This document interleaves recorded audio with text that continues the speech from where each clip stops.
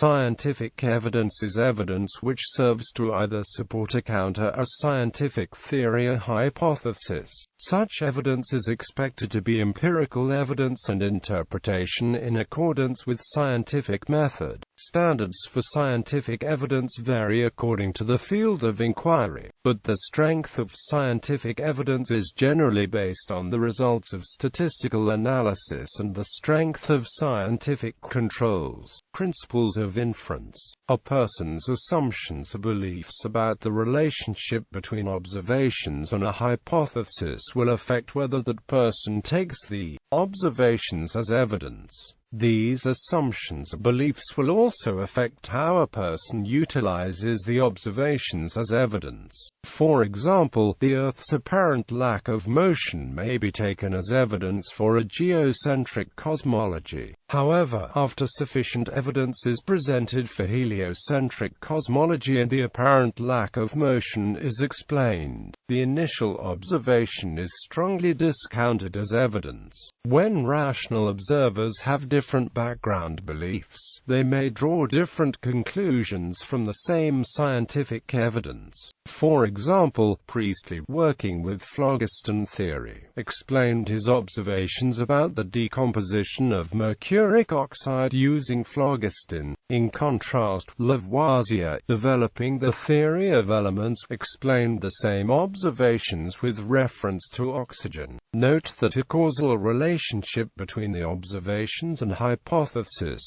does not exist to cause the observation to be taken as evidence, but rather the causal relationship is provided by the person seeking to establish observations as evidence. A more formal method to characterize the effect of background beliefs is Bayesian inference. In Bayesian inference, beliefs are expressed as percentages indicating one's confidence in them. One starts from an initial probability, and then updates that probability using Bayes' theorem after observing evidence. As a result, two independent observers of the same event will rationally arrive at different conclusions if the priors differ. However, if they are allowed to communicate with each other, they will end in agreement. The importance of background beliefs in the determination of what observations are evidence can be illustrated using deductive reasoning, such as syllogisms. If either of the propositions is not accepted as true, the conclusion will not be accepted either. Utility of scientific evidence. Philosophers,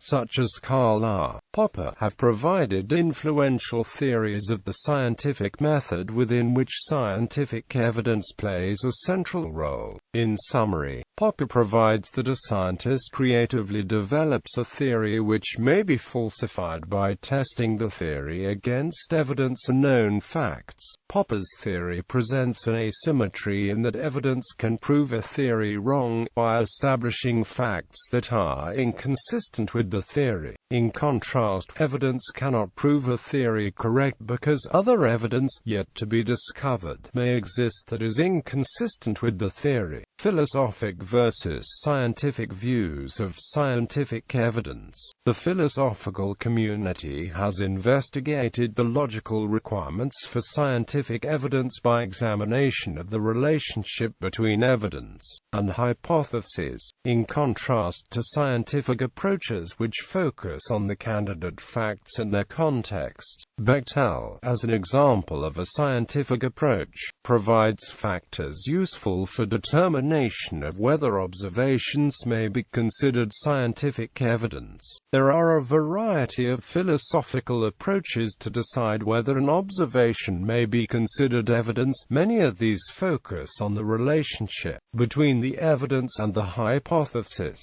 Carnap recommends distinguishing such approaches into three categories: classificatory, comparative or quantitative. Aschenstein provides a concise presentation by prominent philosophers on evidence, including Carl Hempel, Nelson Goodman, R. B. Braithwaite, Norwood Russell Hanson, Wesley C. Salmon, Clark Glee Moore and Rudolf Carnap. based on the philosophical assumption of the strong church-Turing universe thesis.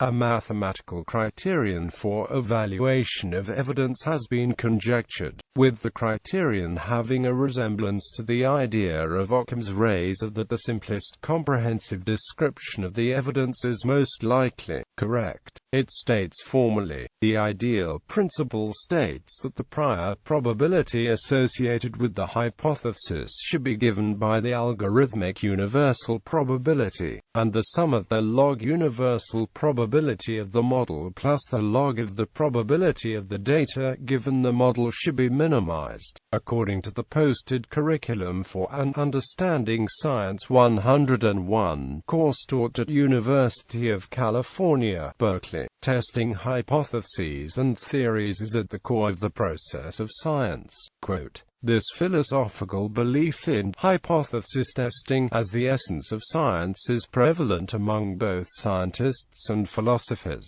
It is important to note that this hypothesis does not take into account all of the activities or scientific objectives of all scientists. When Geiger and Marsden scattered alpha particles through thin gold foil, for example, the resulting data enabled their experimental advisor, Ernest Rutherford, to very accurately calculate the mass and size of an atomic nucleus for the first time. No hypothesis was required. It may be that a more general view of science is offered by physicist Lawrence Krauss, who consistently writes in the media about scientists answering questions by measuring physical properties and processes. Concept of scientific proof. While the phrase scientific proof is often used in the popular media, many scientists have argued that there is really no such thing. For example, Karl Popper once wrote that, in the empirical sciences, which alone can furnish us with information about the world we live in, proofs do not occur. If we mean by proof an argument which establishes once and forever the truth of a theory,